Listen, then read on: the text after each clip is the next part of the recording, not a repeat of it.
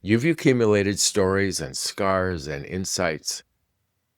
Much of your best wisdom came through setbacks, and that wisdom has value if you share it, if you give it away.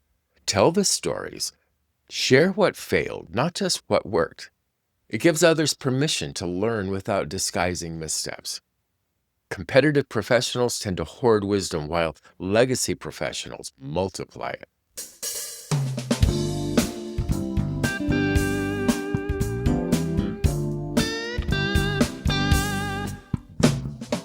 Without gratitude, influence feels forced.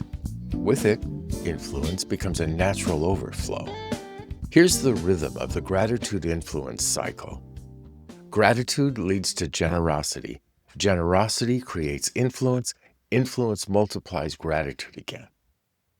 You recognize what you've received, and that fills your tank. From fullness, you give, and that generosity shapes others, prompting their gratitude, and the cycle continues. This is how influence multiplies, through grateful stewardship, not striving. If you're feeling empty, start here. Gratitude fills the reservoir.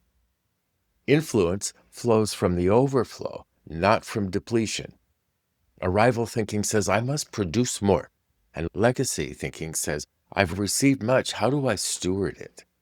One drains, the other renews. When in doubt, pause and take inventory. I'm not talking about fluffy positive thinking. I'm talking about accurate remembering. List the names, the moments, and the mercies that have shaped you. That's your energy source, and that source never runs dry. Gratitude doesn't just change how you see your story, it changes how you live it. And you're about to pivot from feeling grateful to living gratefully. The moment from I'm grateful for what I've received to I'll steward what I received by giving to others starts right here. This isn't repayment, it isn't obligation, it's overflow. Generosity that flows from guilt depletes, but generosity that flows from gratitude renews. Hear that again. Generosity that flows from guilt depletes. Generosity that flows from gratitude renews. If you follow the path I describe in Influenced, you will pass through 4 stages in your gratitude journey. Stage 1 is unconscious ingratitude. That's just taking gifts for granted. Stage 2 is conscious gratitude, recognizing what you've received. Stage 3, expressed gratitude, communicating thanks clearly and specifically. And then Stage 4, enacted gratitude, stewarding what you've received by investing in others. Internal gratitude that stays private can become self-focused. You look at others and think, look how blessed I am. External gratitude becomes other-focused, and you say to yourself, look what I can give from what I've been given. The biblical pattern has always been blessed to be a blessing. That's in Genesis 12:2. You're not a reservoir, you're a conduit. Influence flows through you, not to you. And that shift can feel difficult at times because the professional world rewards the accumulation of knowledge and capital and reputation. Legacy redirects towards circulation through people, opportunities, and systems. Your resources, abilities, and networks aren't possessions to protect. They're stewardships to deploy. We guard possessions. Stewardships stay active. And this is your gratitude shift, where awareness turns to action and grace received becomes grace extended. It can be a little scary at first pass because most people don't think like this, and some, not understanding, may even criticize you. Generosity isn't only about money. It's a posture, a way of holding what you have. Generous people give from many currencies: time, attention, wisdom, connections, opportunity, encouragement, and resources. The abundance mindset says there's enough to share. The scarcity mindset fears running out and tightens its grip. The mindset that you live from determines how much influence you can carry. Giving attention, fully showing up with eye contact, slow listening, and unhurried conversation transfers more influence than any platform can. If you arrive but don't attend, think undivided attention, your presence loses power. Generous presence requires more you in the moment you already have.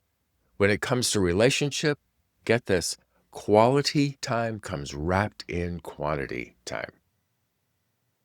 You've accumulated stories and scars and insights. Much of your best wisdom came through setbacks, and that wisdom has value if you share it, if you give it away.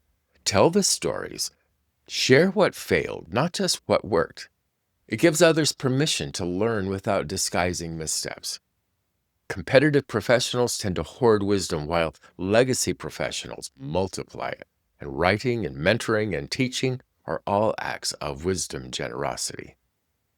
Resource generosity includes connections and introductions, access, yes, and finances. Your current influence likely opens doors that others can't yet reach. Pause for a moment to consider. Opening those doors may change someone's life the way someone once changed yours. Financial giving matters, but an even greater leverage often comes from a relational capital, an introduction, a recommendation, an opportunity. Generosity from gratitude is sustainable.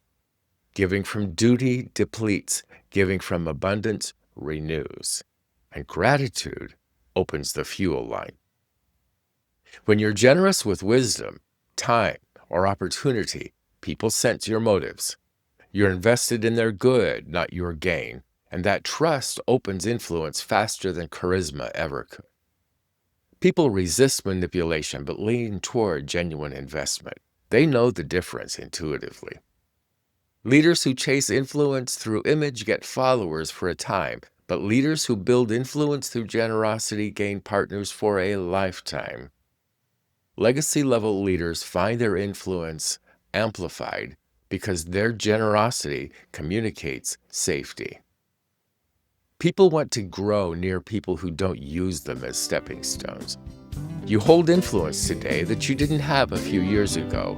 Experience, resources, credibility, and voice. Will you hoard it or release it? The generous posture multiplies joy, multiplies trust, and multiplies impact. Influence grows in circulation. Always has.